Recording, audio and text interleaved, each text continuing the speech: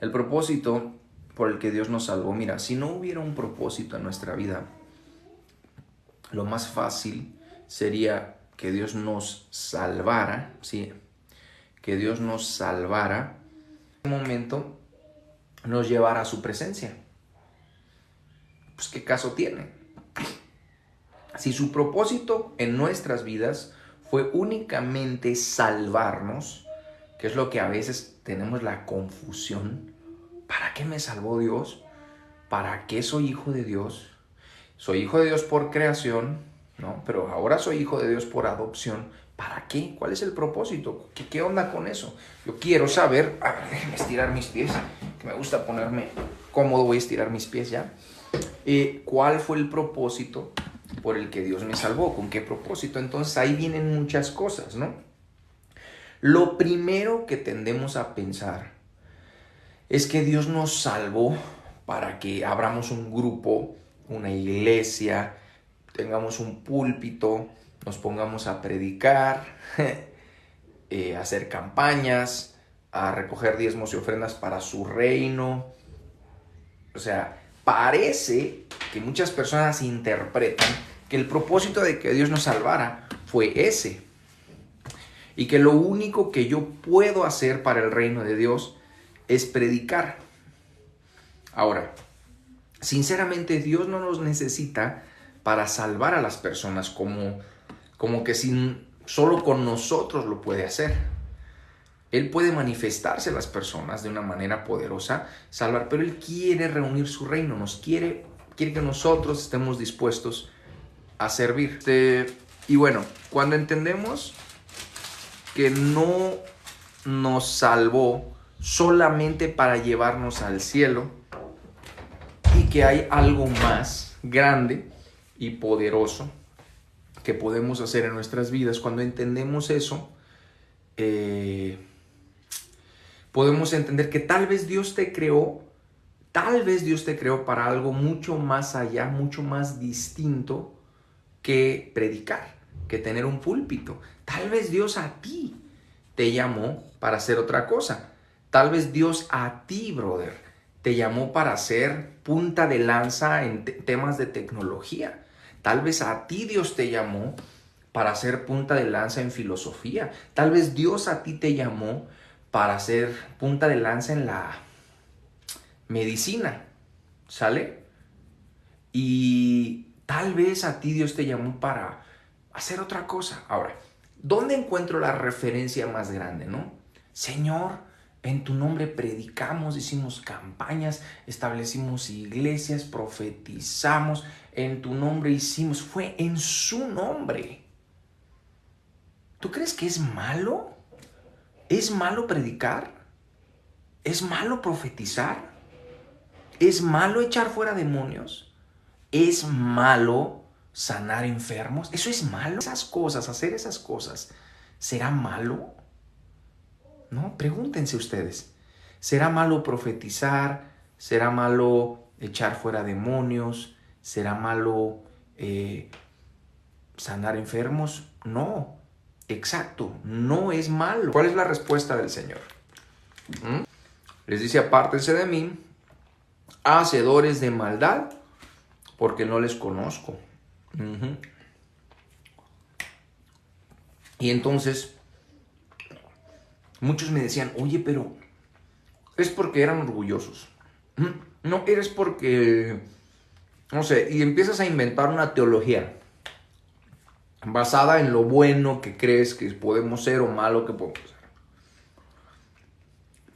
Y en un tiempo de oración, creo que sentí la impresión que el Señor ponía en mi corazón lo siguiente: es que existen personas en la tierra que Dios no llamó a predicar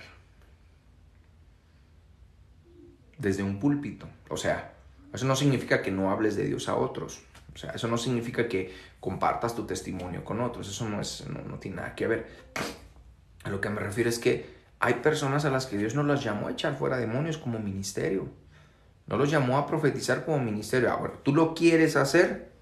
¿Tú quieres hacerlo? pues qué bueno, pero tal vez a eso no te llamó Dios.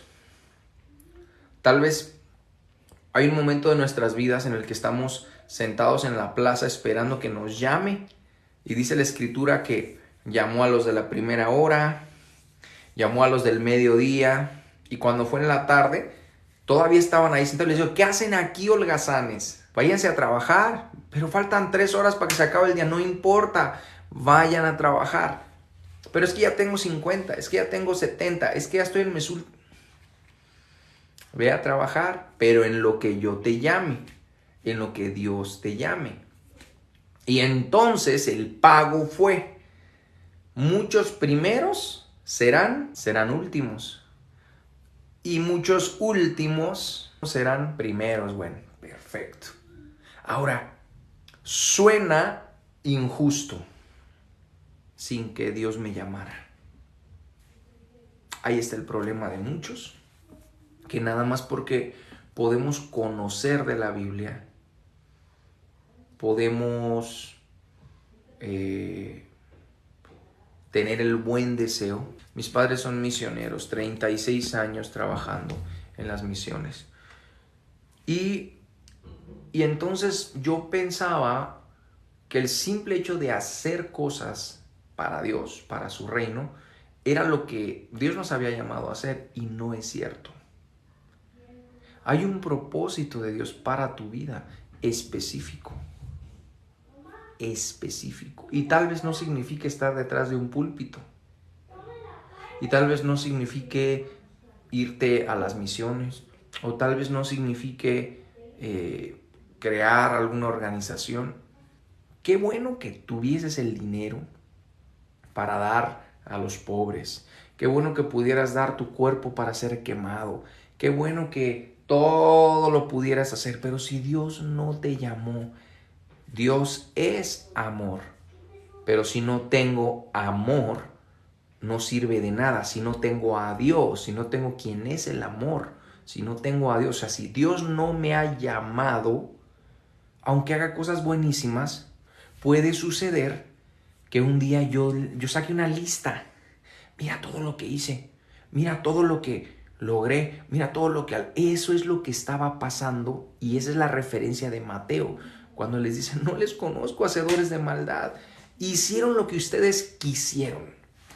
¡Wow! ¡Qué fuertísimo! Básicamente les está diciendo: hicieron cosas buenas, pero cosas buenas que ustedes quisieron hacer. No las cosas pequeñas o grandes que yo quería que hicieran. Entonces, si yo te doy 9 horas para trabajar un día y 3 horas para trabajar otro día, ¿qué día crees tú que alcances a lograr más cosas? Una pregunta importante. A ver, el lunes te doy 9 horas para trabajar y el martes te doy 3 horas para trabajar. ¿Qué día crees que puedas alcanzar a lograr más en las 9 horas? Ahora, recuerda que el señor de la casa o el empleador llamó a los que estaban en la plaza a la primera hora. O sea, les dio 9 horas de trabajo. Después a los del mediodía, o sea, les dio 4 o 5 horas de trabajo. Y a los de la última hora les dio 3 horas de trabajo.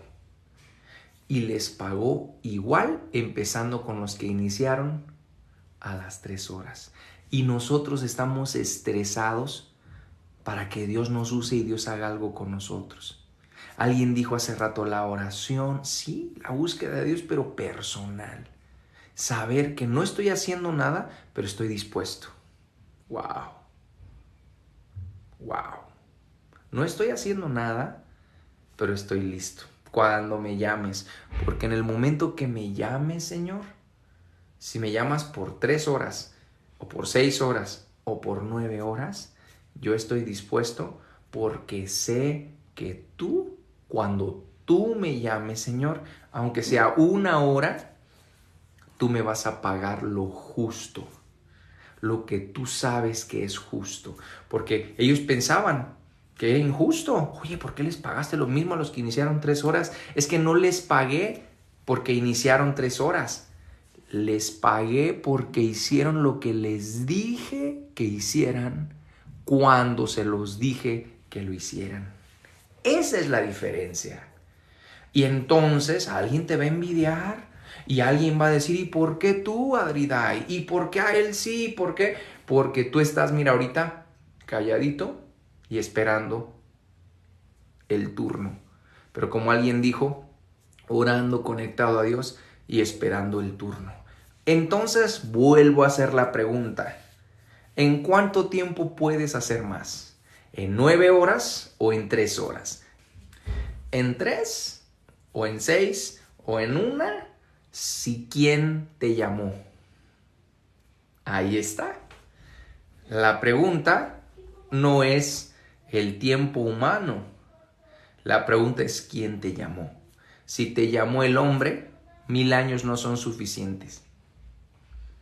Si te llamó tu familia, 1.000.000 de años no son suficientes. A Jesús 3 años le fueron suficientes. ¡Wow! O sea, yo te pregunto, ¿cuánto haríamos en 3 años? Dices tú, no, es que ya llevo 8, ya llevo 9, llevo 15, llevo 24 años pastoreando esta iglesia.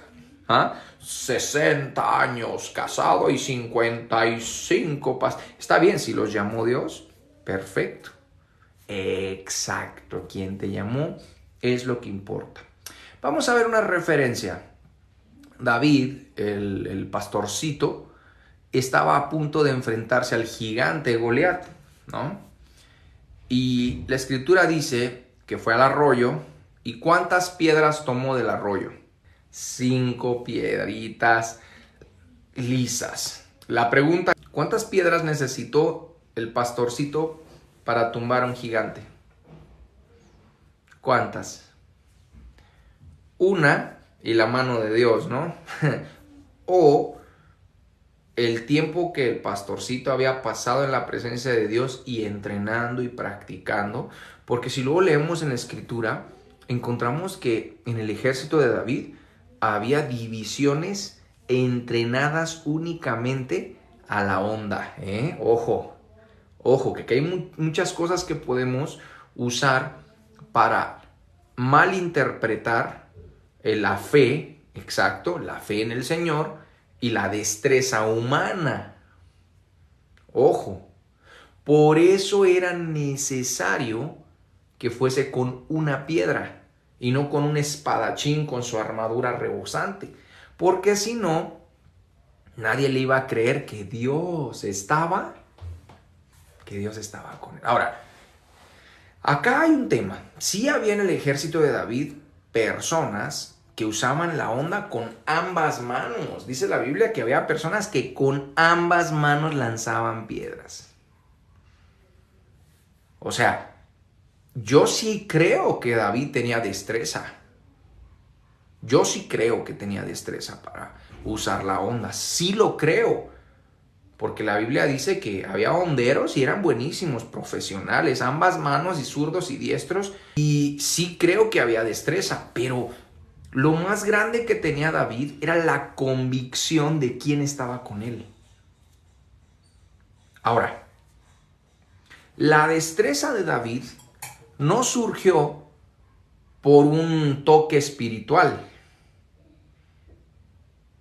La destreza, vuelvo a repetirlo, la destreza de su onda, ni de él ni de todo su ejército, surgió de que cayó el Espíritu de Dios sobre ellos y se volvieron buenos ondeadores, ¿no? Se basó en que su llamado inicial en la vida de David era cuidar ovejitas. Esas pocas ovejas que sus hermanos se burlaban de él, le decían, tú vienes aquí de morboso a ver la guerra, ¿con quién dejaste esas pocas ovejas? Pero su llamado lo hizo bien. Dejó las ovejas encargadas, encargó las cosas que tenía que hacer, cuidaba a sus ovejas y desde antes cuidaba las ovejas de bestias. Entonces hizo bien su trabajo y su trayecto luego fue un peleador, dirigente del ejército, finalmente fue el que planeaba las batallas nada más, etcétera, etcétera. Y ya saben lo que pasa cuando se salió del propósito que Dios le llamó, se puso a hacer otras cosas, descansó, pecó, bueno, esa es otra historia. El punto aquí es, David sí necesitaba destreza. Y esa destreza estaba basada en su llamado inicial. Y su llamado inicial era proteger las ovejas. Entonces, tal vez tú hoy dices, es que no estoy haciendo lo que yo quiero hacer en Dios. Es que tal vez Dios no te llamó a lo que tú quieres hacer. Lo siento, perdóname. Lo tenía que decir. Y me lo digo a mí también. Perdóname si te dolió. Dile al que está a tu lado, me pasó cerca, pero me agaché y te pegó a ti. El problema es que nosotros queremos hacer cosas a las que Dios no nos llamó. Son buenas, sí, son buenas. Por eso creemos que mucha gente cree que con presentarse a la iglesia le está haciendo un favor a Dios. Otros piensan que dando dinero están ayudando y esa es su labor. Pero realmente lo que somos se va a demostrar en el campo de batalla. Ahora, ¿qué somos? Pues sí, David, su sangre hirvió cuando el filisteo desafió al pueblo de Dios, desafió a su Dios. Les voy a dar un secreto. Hay personas que nunca van a conocer a Dios, pero el apóstol Pablo dice que serán juzgados por la conciencia. Hay personas que van a conocer a Dios y no van a querer seguir a Dios. Hay personas que van a conocer a Dios y van a querer seguir a Dios. Hay un cuarto punto. Hay personas que van a conocer a Dios, pero van a ir en contra de Dios. Los famosos anticristos, ¿no? Que conocen a Dios, saben de Dios, pero están en contra de Dios, pelean en contra de Dios.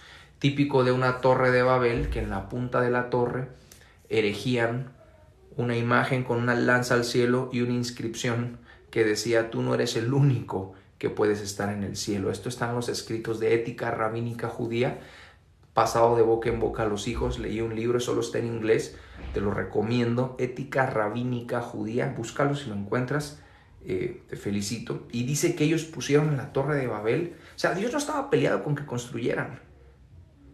El problema era el desafío que le hicieron a Dios. Al decirle, al poner una estatua con una lanza apuntando al cielo en la punta de esa torre, con la inscripción: no solo tú estás en el cielo. Es lo mismo que Satanás o Lucifer hizo. Entonces, vamos al tema, vamos al punto.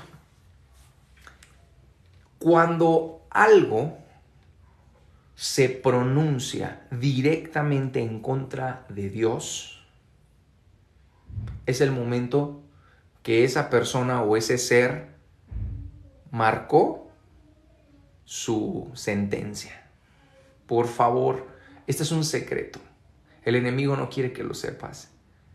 Cuando tú escuches que tu enemigo, tus enemigos, tus circunstancias, tus situaciones se pronuncien en contra de Dios, tienes que parar tu oreja, porque acaban de firmar su sentencia.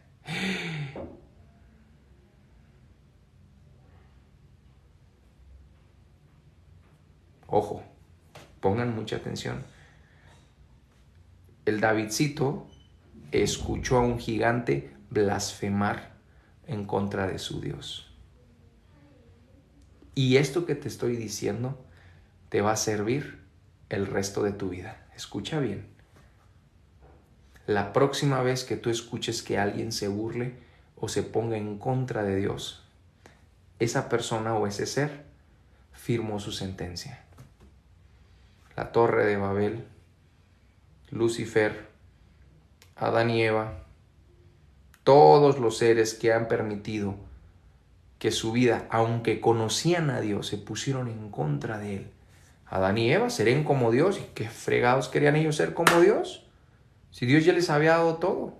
En Armagedón, Dios le va a dar la oportunidad a Satanás, fíjate bien, de ir por todo el mundo y convencer a los seres humanos de que se pongan de su lado para pelear contra Dios. ¿Y qué va a pasar? Cuando los ejércitos del mundo, junto con Satanás, se reúnan para pelear, o sea, conocen y saben quién es Dios, pero se van a poner a pelear directamente con Él. ¿Qué es lo que va a pasar? Firmaron su sentencia.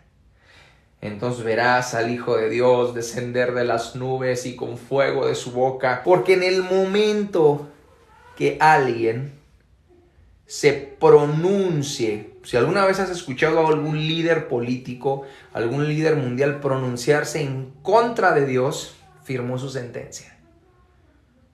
Porque conocer a Dios y ponerte en contra de Él es lo peor que el ser humano puede hacer. Una y otra vez. Ahora te va el secreto. Vamos a aumentar este secreto.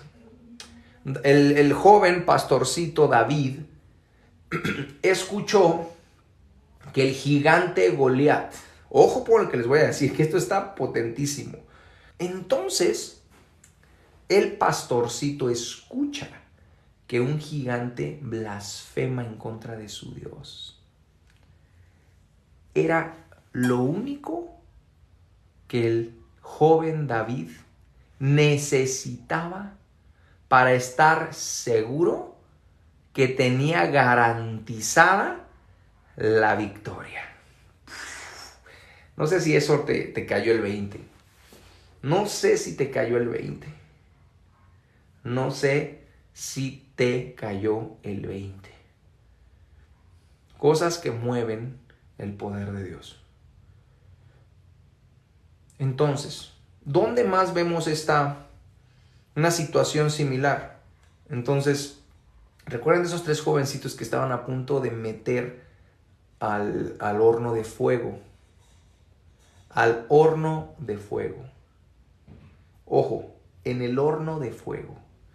Y ellos dijeron, nosotros sabemos que nuestro Dios nos puede salvar del fuego y nos puede librar de tu mano, oh rey. Ahí va, me pongo en énfasis. Pero si aún así Dios no nos salva, nosotros no nos vamos a postrar delante de ninguna imagen, ni delante de ningún ser humano, ni de nadie que no sea Dios. Ojo, ojo, ojo, ojo, ojo. Pongan atención. Pongan atención. Aún si Dios no nos salva, nosotros no nos vamos a postrar ante nadie. Y eso fue lo que se desencadenó, eso fue lo que movió el poder de Dios. ¿De acuerdo? Ok. Vamos a volver a la historia de David.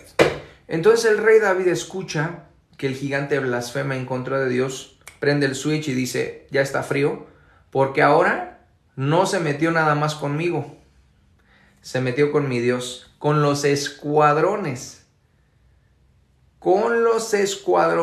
del Dios de los ejércitos. Entonces David dijo, ya estás frío, papá. Si te hubieras quedado callado, gigante, me lo hubieras puesto difícil. Si te hubieras quedado calladito, gigante, yo la habría tenido difícil, porque tendría que pelear con más destreza. Tendría que orar tal vez de otra manera, buscar, pero tú solito te entregaste cuando blasfemaste el nombre del Señor. Y el rey David se dio cuenta que ya tenía ganada la victoria. Ahora, aplícalo a tu vida, apliquémoslo a nuestra vida. En el trabajo, en la empresa, en la escuela, donde quiera que te muevas en tu vida, tú necesitas estar pendiente de dónde el enemigo de nuestras vidas, el enemigo de nuestras almas, quiere matarnos. Tienes que parar el oído.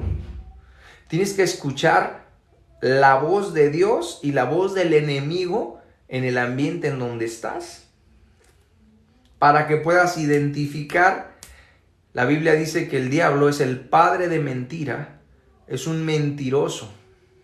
significa que cada vez que tu enemigo abra su boca para hablar, si el enemigo se atreve a hablar a tu vida, si el enemigo se atreve a decirte que no sirves, que no vales, que no lo vas a lograr, que estás fuera de, tú ya desde el principio tienes que ser como Davidcito, decir, no hombre, gracias por hablar, por bocón, y como ya sé que eres un mentiroso, es al revés y a mi favor. Y esto debe empoderarnos, chicos. Esto debe darnos la valentía, el poder para ir adelante sin miedo. Entonces David escucha que un gigante blasfema contra Dios. O sea, hasta ese momento tomó 5 piedras. Ay, chicos, no me están poniendo atención, no me están poniendo atención. Hasta ese momento tomó 5 piedras. ¿Con cuántas piedras se tumba un gigante? ¿10? ¿50? ¿20? ¿Un camión de piedras? Entonces, tomó las 5 piedras, pero después el mismo enemigo le dio la pauta. Ojo para los que nos están escuchando. Cuando tú confías en Dios, el mismo enemigo te va a dar la pauta.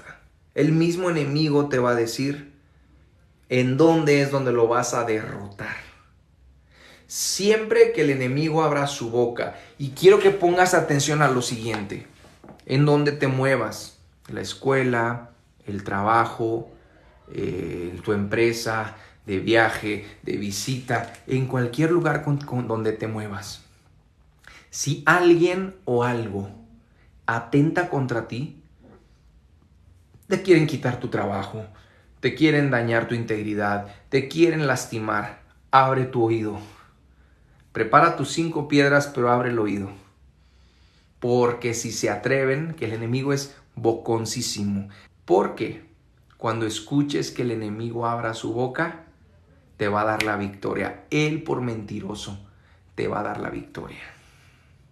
Si el enemigo dice se va a destruir tu familia, si el enemigo empieza a decirte vas a perder a tus hijos, si el enemigo dice vas a tener un año de lo más terrible, tú tienes que decirle gracias, gracias enemigo por abrir tu boca, porque gracias a que abriste tu boca y gracias a que yo sé que eres padre de mentira, va a ser al revés. Ahora sé que no necesito las 5...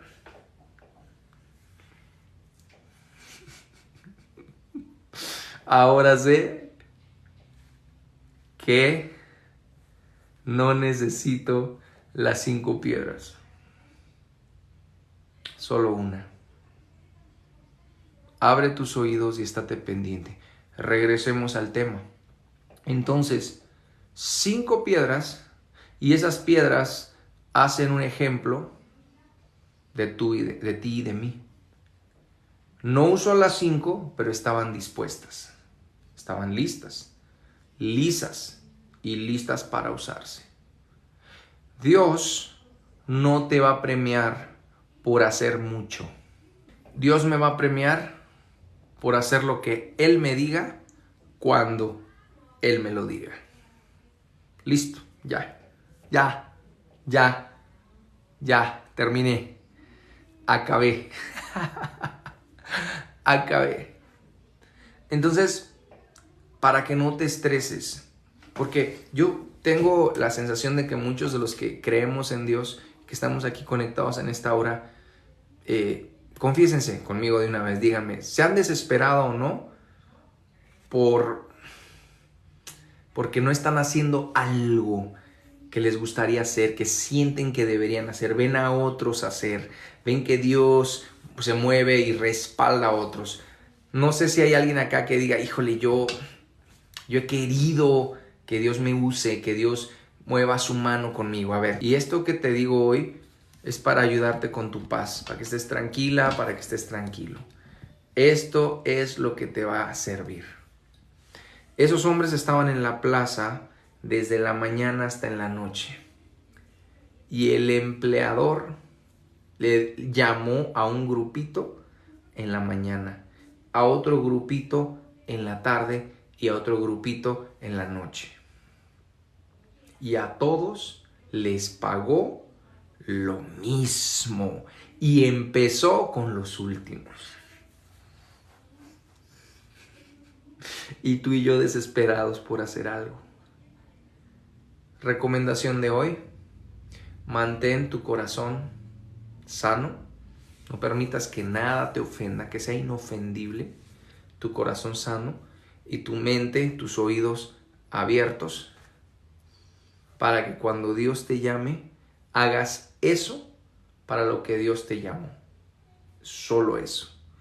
Y regresemos a la cita en Mateo, donde decía que en aquel día muchos me dirán: Señor, eché fuera demonios, profeticé, hice milagros, todas las cosas buenas que podemos hacer para Dios. Y el Señor les dijo: apártense de mí, hacedores de maldad, que no les conozco. Entonces, el tema no fue que hicieron cosas malas, hicieron cosas buenas, pero no hicieron lo que Dios les llamó a hacer. Tú y yo, tal vez tú debes ser un empresario, pero estás preocupado por dedicarte a servir. Tal vez tú ya renunciaste a tu trabajo porque piensas que debes servir a Dios. Tal vez tú ya estás planeando dejar tu empresa, vender todo y ponerte a servir a Dios. Lo que no sabes es que todo lo que hagas sin el llamado de Dios se va a quemar como la hojarasca. Listo.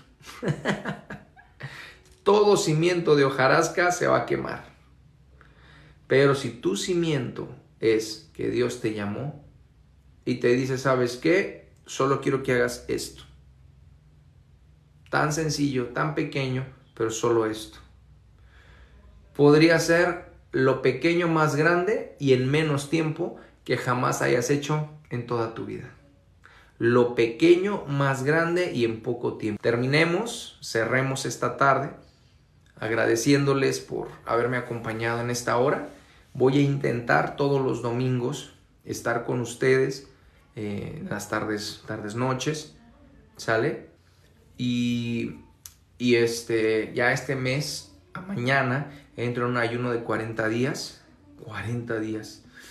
Ay, no sé si voy a aguantar. Oren por mí, por favor, para que lo aguante, porfa. Porque se pone uno débil. El ayuno no solo purifica el cuerpo físico, sensibiliza el cuerpo espiritual. Bueno, entonces recuerden prender sus notificaciones, tener encendidas sus notificaciones. Durante la semana luego hago algún en vivo y hablo una media hora, tenemos algún tiempo allá. ¿Qué tal que oramos? Toco el piano un rato, adoramos un rato al Señor. Prendan las notificaciones. ¿Cómo es que el ayuno ayuda a sensibilizarte espiritualmente y a purificar el cuerpo? Científicamente, el ayuno, cuando tu cuerpo empieza a requerir comida porque no le das, empieza a comerse a tu cuerpo. Empieza a comerse a tu cuerpo. Se autocome. Pero empieza por los tumores, por las imperfecciones de tu cuerpo. Empieza por aquellas cosas que no te sirven y las destruye. Y después continúa con tu cuerpo. Esto es en la parte física. Y en la parte espiritual, el ayuno funciona en el momento en que tú dejas de comer. En rasgos, ¿cómo se diría? Exponenciales, significaría como que estás muriendo. Porque en ese momento dejaste de comer. Es todo el día, por 40 días, solo es una comida diaria. Entonces, como tú empiezas a morir, es cuando tu cuerpo empieza a sensibilizarse en lo espiritual. Las personas que están pecando pueden ayunar. Deben. Te garantizo que ayunando una semanita, su mente espiritual se renueva de un trancazo. Te lo garantizo. Sobre todo cuando tienes temas sexuales, temas de adicciones, el ayuno te va a ayudar, sobre todo en el tema sexual, el ayuno te va a ayudar muchísimo, muchísimo. Si tú tienes problemas, si eres caballero y tienes problemas con la pornografía, la masturbación, viendo otras mujeres, deseos indebidos, el ayuno te va a ayudar. Mira, el ayuno te va a ayudar, pero te va a ayudar, ¿vale? Entonces, hay diferentes tipos de ayuno, ¿no? O sea, donde no comes nada, luego donde no comes nada y solo tomas agua, luego donde solo comes ciertas verduras determinado momento del día, luego donde comes una comida diaria por el tiempo, donde haces 2 comidas y listo. Y también tiene que ver cuántos días lo quieres hacer. El tiempo, mira, es que hay ayunos que te propones, como es el que vamos a hacer en este mes, estos 40 días, y hay ayunos que son por una razón específica. Por un tema sexual, por ejemplo, si eres caballero, yo te recomiendo que ayunes hasta que lo sueltes. Hasta que sientas que lo soltaste. Hasta que sientas que te estás muriendo y te conectas con Dios. Y no quieres y deseas volver atrás. Y si a la semana te ataca, vuelve a ayunar y vuelve a orar. Y si a la semana, y no lo hagas como una especie de sacrificio. Esto no es un sacrificio. El ayuno no es un sacrificio. Olvídense. Voy a ayunar la tele, es una estupidez. No hagas eso. El ayuno tiene que ver con morir. El ayuno tiene que ver con purificar. Listo. Bueno, chicos, les dejo, les amo. Me gustaría dar gracias y que arranquemos esta semana con toda la bendición, con todo el apoyo, con todo el amor del Señor. Les bendigo en el nombre del Señor, que la paz de Dios esté en ustedes, puedan recibir paz en sus vidas. La paz es lo mejor que Dios nos puede dar. ¿Cómo vas a saber que estás haciendo lo que Dios te llamó? Mi paz les dejo, mi paz les doy. No como el mundo la da, porque la paz del mundo es temporal. Y la paz de Dios no es pasajera.